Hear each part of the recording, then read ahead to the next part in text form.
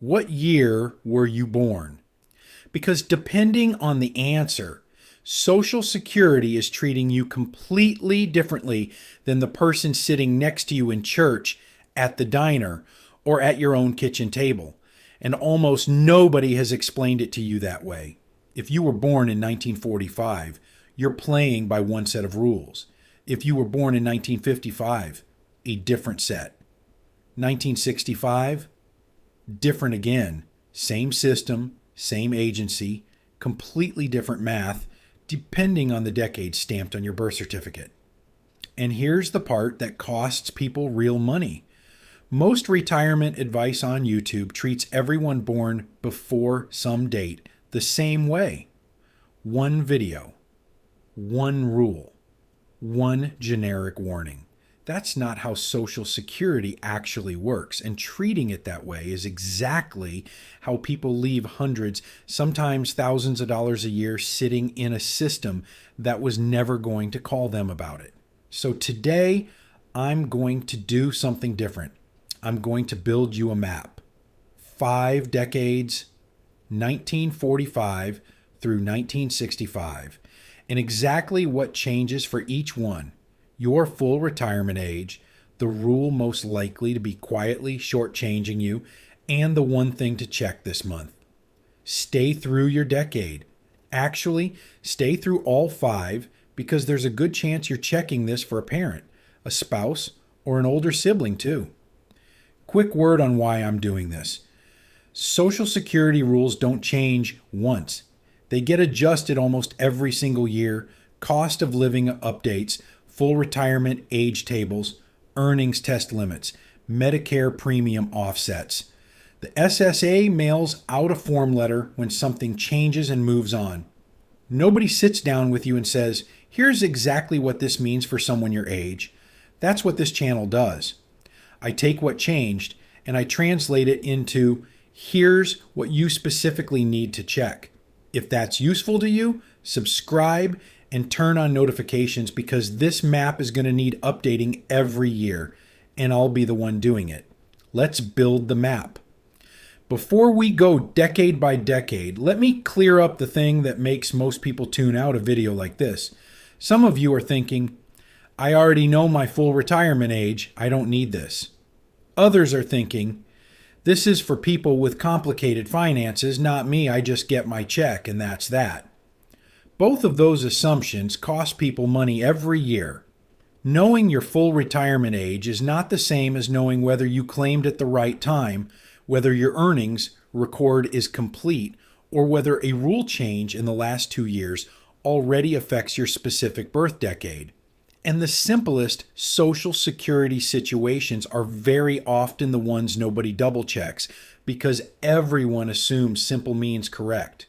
So even if you think you know your decade cold, watch your section anyway. I promise you something in it will surprise you. Let's start with the 1940s specifically, 1945 to 1949. If that's you, you're somewhere between 76 and 80 years old right now. And you've likely been collecting Social Security for 15, 20, even close to 25 years. Here's your full retirement age. 66. Not 65, not 67, exactly 66. If you claimed at 66 or later, you should be receiving 100% of your benefit or more if you delayed. But here's where this decade specifically gets shortchanged, and it has nothing to do with when you filed. It's about the earnings record your benefit was originally calculated from. People in this age group typically filed their very first claim back in the late 1990s or early 2000s, a period when Social Security's record keeping still relied heavily on older, manually entered earnings, data going back to the 1960s and 70s. If even 1 or 2 years from your working life were recorded as 0, even though you were working, your benefit was calculated lower than it should have been permanently. And it stays that way until someone catches it. This isn't rare. It's one of the most common, least talked about gaps in this exact age group. Because by now, most people in their late 70s and 80s assume their number was settled decades ago and never look again. Your one action this month: log into your account at ssa.gov, pull up your full earnings history, and scroll back to the years before 1990. Look for any year showing zero income when you know you were working. If you find one, that's Form SSA 7008, Request for Correction of Earnings Record, and it can mean a permanent increase plus back pay. Now, the 1950s, and I'm splitting this one carefully because the rules shifted in the middle of the decade. If you were born 1950 through 1954, your full retirement age is 66. Flat. If you were born 1955 through 1959, it starts climbing in 2-month increments, 66 in 2 months, 66 in 4 months, all the way up. This is the decade where the automatic 66 rule everyone assumes stopped being automatic. And a lot of people in this range still think their full retirement age is 66 when it's actually a few months later. That matters because if you claimed exactly at what you thought was your full retirement age, but it was actually a few months early, you locked in a small permanent reduction without realizing it. The second thing affecting this entire decade right now, the Social Security Fairness Act. If at any point in your career you worked for a state or local government, a public school, or any employer that didn't withhold Social Security taxes, and you also worked other jobs that did two old rules called the windfall elimination provision and the government pension offset, may have been quietly cutting your check for years. Those rules were eliminated. Retroactive payments are being processed right now. The average back payment has been running well over $6,000, and some surviving spouses are owed over $20,000. But the SSA isn't calling you about it. You have to call them. Your one action this month: call 1-800-772-1213 and ask two things first. Confirm your exact full retirement age down to the month. And second, ask directly whether you were ever affected by WEP or GPO and whether your recalculation has been processed. The 1960s is where this gets the most consequential, and I'm splitting it into two because the difference inside this single decade is enormous. If you were born 1960, 1961, or 1962, your full retirement age is 67, flat 67, no fractions. You're somewhere between 64 and 66 right now, which means many of you are either actively deciding when to file or you filed in just the last couple of years. This is the group where the 62 versus 67 decision matters more than almost any other age bracket because the gap between claiming early and waiting is the widest it's ever been in Social Security's history. Claim at 62 with a full retirement age of 67, and you've locked in roughly a 30% permanent reduction. Not temporary. Permanent for the rest of your life. I'm not telling you 62 is always wrong. Sometimes health, sometimes work history, sometimes a spouse's situation makes it the right call. What I am telling you is that this decision, more than any other single Social Security choice, deserves an actual conversation before you sign, not a number on a screen you accept, because the office printed it out for you. Your one action this month: if you haven't filed yet, request your personalized benefit estimate at every age, 62, 67, and 70 side by side, before you decide anything. If you've already filed in the past 2 years, this is still worth 30 minutes to confirm the number matches what you were told. Now, 1963 through 1965, and stay with me here, because this is the group most likely to be caught off guard by something almost nobody talks about. Your full retirement age is also 67, but you're currently somewhere between 61 and 63, which means a meaningful number of you haven't filed at all yet. You're in the planning window, not the filing window.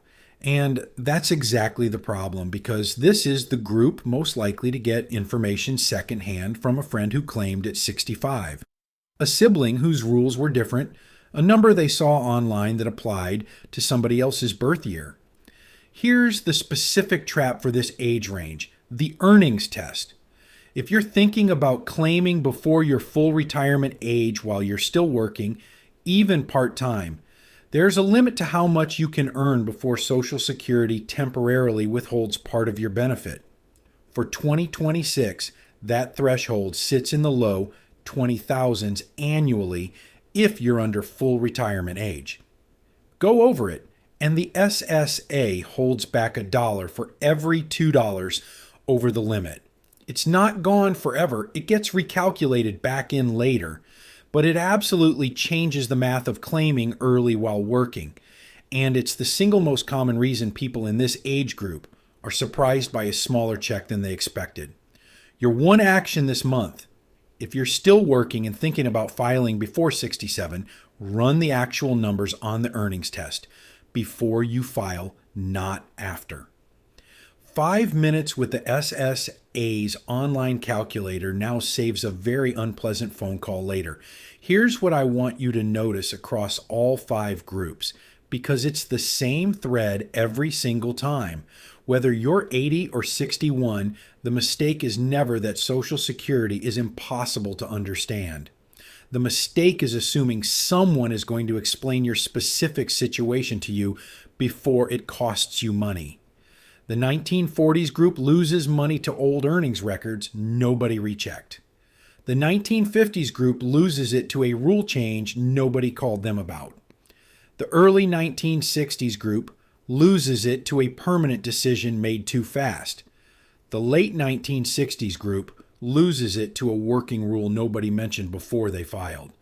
5 different decades, 5 different mistakes. One identical cause nobody told them to look, so they didn't. Let me bring this down to one family, because the map only matters if you can see yourself in it. Picture 3 siblings born in 1948, 1957, and 1964. Same parents, same upbringing, same general understanding of how Social Security works. When they finally sat down together and actually checked, all 3 had something different waiting for them.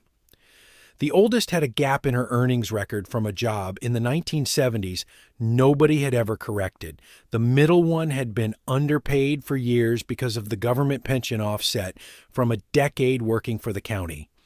The youngest hadn't filed yet and almost claimed at 62 before realizing what that 30% reduction would cost him over the next 25 years.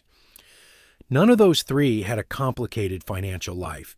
They just had 3 different decades, 3 different rule sets, and the same blind spot assuming the system would tell them if something was wrong. It won't. It's never going to. That part is entirely on you or on whoever in your family checks first. So before you close this video, find your decade on the map and do the one action listed for it. Takes 10 minutes, costs you nothing, and it's the only step that actually moves money from the SSA's system into your account. And if you've got a parent, an older sibling, or a spouse in a different decade, then you send them this video. Not the whole thing if you don't want to just tell them which timestamp is theirs. One message, 10 seconds, and it might be the only time anyone ever explains their specific decade to them. I'll see you in the next one.